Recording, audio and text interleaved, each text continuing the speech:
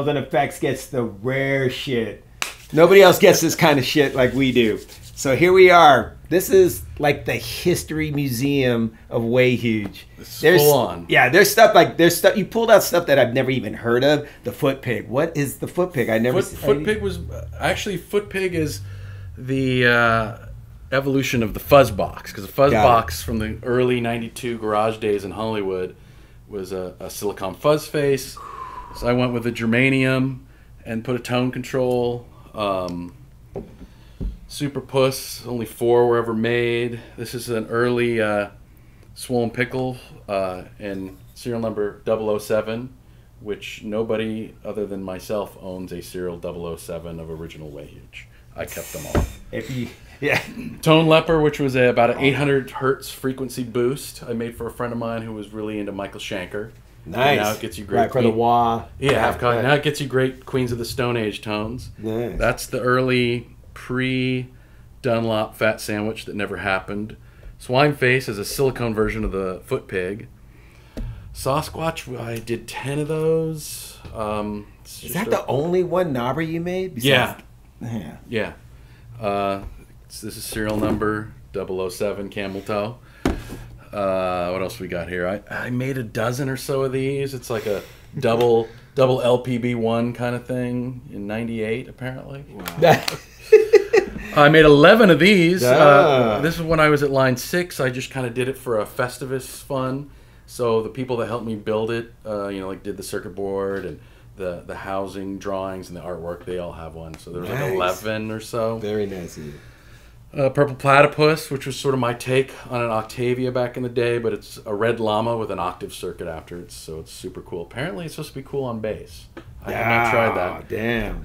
Tom Petty's fave. This was the original, the OG red llama, which I've posted before, and then that's number 2, which is owned by Parthenon Huxley, well loved.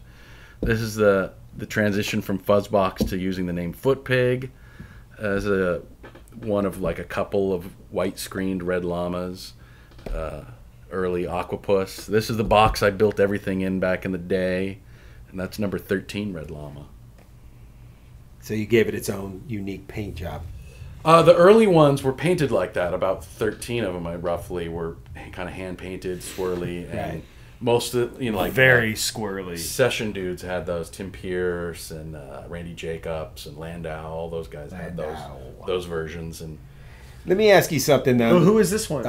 That is Bill DeLapp. I made that for him, who makes these fine Alan Holdsworth guitars. I was gonna say, that's a real Holdsworth guitar. That's the real one. That's a DeLapp. Nice. That's actually Bill's personal guitar that I have on loan.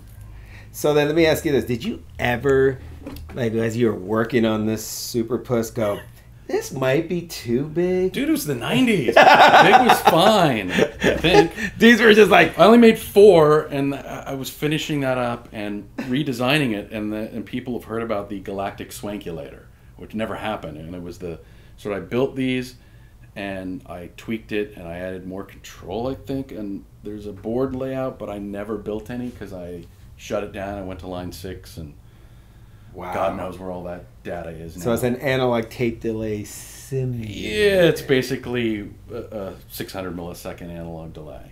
Got it. It's basically a carbon copy. Right. Wow, no shit. So then, and then the modern one obviously doesn't have like the chorus vibe.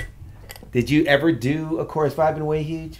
Outside of right there. Besides it, I mean, besides no, not in old ones. That was 98, so I finished that up and then did the Swankulator and then shut it down and went on to do line 6 and then carbon copy, and then that's all the new Way Huge stuff. All the new stuff's over there. It's all the new stuff that's sort of in production and happening. And we just did the Russian Pickle and the Fuzz Wars. Nice.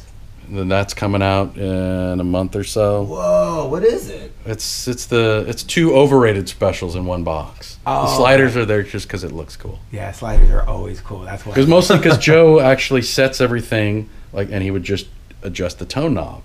So he just sets everything to the middle and then adjusts that. Mr. Bonamassa. And that's coming out in the next month or so. It's the Carbon Copy Deluxe, so it's a carbon copy with tap tempo, and it's got a bright switch. It's super awesome. That's one of the early protos. Oh, that's right, because you also have the carbon copy with Bright. Bright. Yeah. Right. The one that's brighter, and then there's the regular. So Right. that'll do both. Awesome. What are we looking So at? what we have here is my fuzz face pile, just a little portion of what I have piled up. This is an old 90s one that I had back in early Way Huge that I modified. This is a prototype Eric Johnson that the Fender Custom Shop painted in his guitar color. This is one I made for George Lynch, who then didn't like it and gave it back. After he signed it. I made him sign it. Okay. This is the prototype of the Band of Gypsies fuzz. Oh. The blue ones are just stuff I experimented.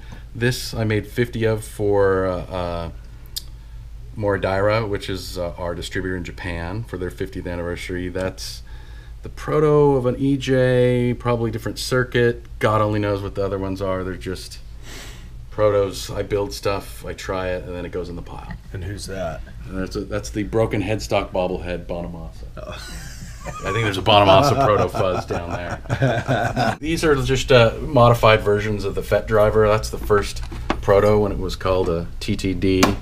And these have the James Santiago mod in them. That's why I know. The copper was originally for Bonamassa, but we switched, and now I just use them to know. All right, so Oh, there we tell go. us about this fucking rad artwork you have on your boxes. Well, basically, as you see, they started off just with a stamp, a white box. Let's see that. Okay, so it was just And I put a sticker there, and cool. What era? What year? that would be 94. Okay. My neighbor was a cartoonist, and we used to hang out and drink wine and chat. And he's like, "Oh, you should do some ads, that are cartoon strips." I was like, "Yeah, it's cool." So that he literally would just draw a cartoon. I'd say, talk about this pedal. I'd give him some stuff, and then he would just create a story. So I did like four ads in Vintage Guitar Magazine that were cartoons. And then, so I took some of that stuff and we put it on the original. This is an original Way Huge box that has the nutrition facts, and we would take some of the just parts of the. What's the artist comic name? J. Scott Hardman. And so then, so he did that. So we used it on the box and created the Mr. Huge. And he's like, you're a mad scientist. I'm like, yeah.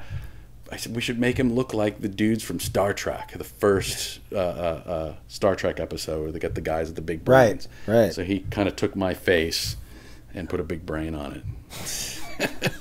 And then when we did the Dunlop stuff, we took all the different cartoons and just kind of did a collage of all the different ads. And that's what everything comes in now. Yeah, everything comes in this box now. And let's see what magic's in there. Oh, look at that. It's the black signed overrated special. Damn. There's only 10 of those in existence for Joe. How many of these OG boxes do you think are out there? There's a grand total roughly of 3,000 original Way Huge pedals.